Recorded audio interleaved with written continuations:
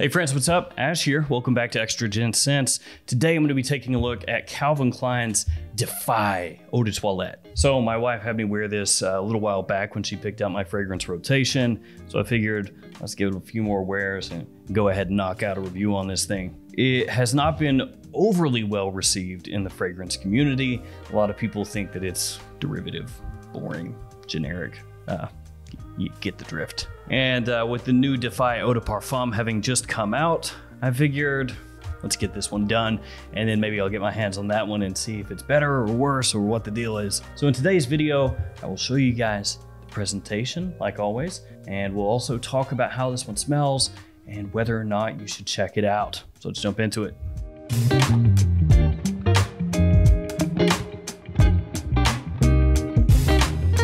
First off, guys, let's go ahead and tackle that presentation. So here you have the box, you have the name of the house, the fragrance, the size and concentration, all right there on the front. 100 ml size eau de toilette bottle here. Up on top, Calvin Klein. On the back, you have the ingredient information. And on the bottom, you have your barcode and your batch code. My batch code is 1074. And here we have the bottle. I actually kind of like it. First, I thought it looked maybe a little too boring, but I actually have come to like the design of the bottle here. Feels nice and heavy in the hand, hefty. It doesn't feel cheap or look cheap. You have the name of the house and fragrance right there on the front. And on top of the cap, you have Calvin Klein. On the bottom, you have the badge code etched into the glass. And the cap does click into place. And like always, I'll go ahead and waste a couple sprays for you guys. The atomizer on this is actually pretty hefty, pretty large. Here we go. It's good. Does a really wide dispersion. So, Calvin Klein Defy. This one basically is Calvin Klein's blue fragrance, I guess you could think of it as. And in my mind, I have Calvin Klein Defy going up against Tommy Hilfiger Impact, because for whatever reason, I have Calvin Klein and Tommy Hilfiger forever linked. Like they might as well be the same company to an extent. So my wife picked this one out for me because it is a blue style scent, very fresh, easy to wear, and clean. When you first spray this on, you get a bit of citrus, you get bergamot, mandarin orange. It doesn't smell overly natural, but it does have, like I said, that kind of fresh, out of the shower citrus vibe going on. A little bit of an aromatic tinge to it. So you have some clary sage around the edges.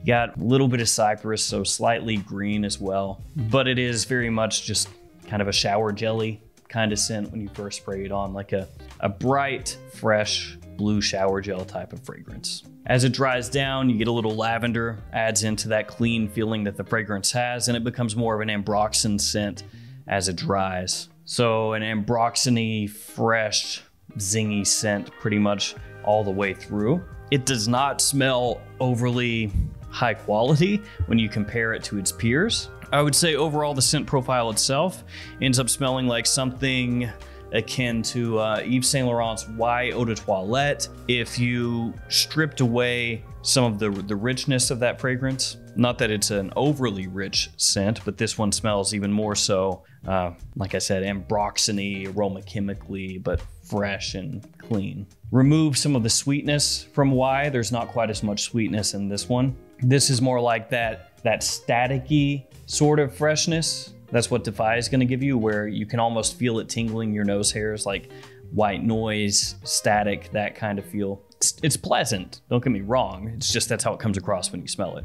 So Defy doesn't smell like any of those fragrances one-to-one. If you spray on any of those on one arm and this on the other, it's not gonna smell exactly like any of those. But you could take, bits and pieces of each of those and Frankenstein it together, and you would end up with this, essentially. So when people out there say Calvin Klein Defy is generic or uninspired, yeah, I gotta say that in this circumstance, I agree. It's a fragrance where you can kind of tell that the perfumer was told, okay, these are the benchmark fragrances, right?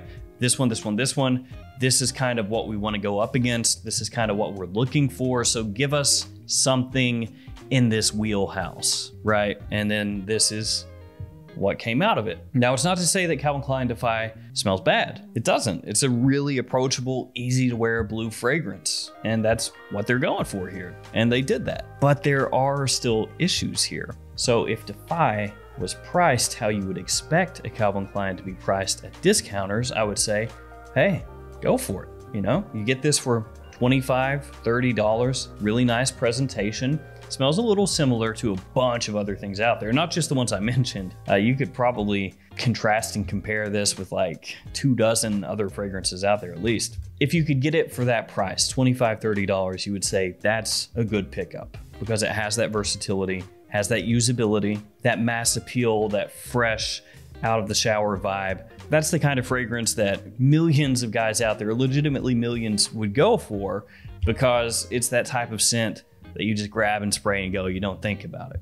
And at that price, it makes sense. The problem is that at least as of this video, Defy at discounters is in that like $65 to $70 range most places. That's pretty rough for a Calvin Klein fragrance that smells reminiscent of a lot of other blue fragrances out there, but just done at a lower quality in terms of the ingredients. 65, 70 bucks, that doesn't sound very good to me. If you chop that price in half, yeah, at that point I could say, keep this on your radar, check it out. And if you scoop it for 30, 35, I think you can get a lot of use out of it. When you start getting close to $70, man, at that point, just go for the Yves Saint Laurent or any of the other multitude of ambroxany fresh blue scents.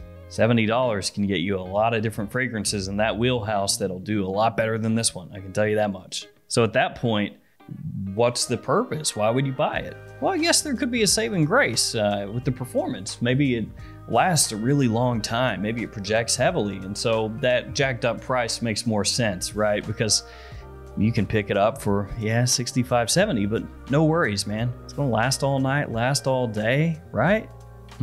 No, actually the performance sucks. The longevity is not great, but you know, it's passable off skin. It's 5 hours or so. The problem is the projection. It sits really close to my skin pretty early on. So it's one of those deals where if somebody's right up on you and you sprayed a good amount of the fragrance, they may be able to pick it up, but otherwise nobody's smelling this thing. So it is a blue fragrance with subpar projection.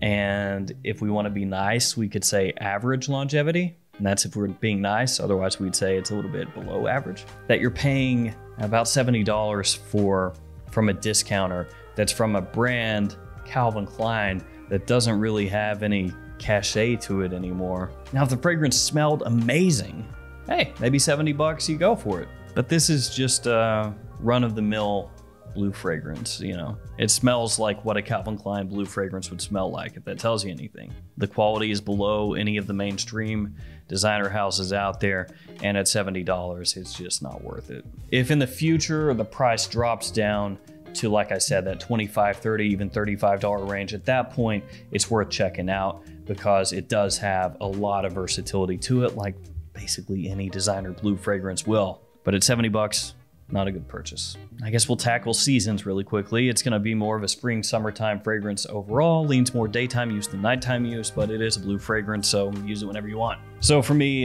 Calvin Klein Defy, even after more testing, more wearing, not a blue fragrance I can recommend until that price drops down substantially. So that'll do it. We'll see if Defy Eau de Parfum is better, but Defy Eau de Toilette, my suggestion is you can find better, don't waste your money. Thank you guys for hanging with me. If you've smelled that one or the new one, let me know what you think about them. Stay safe out there, guys. See you again another day with another bad. See you guys.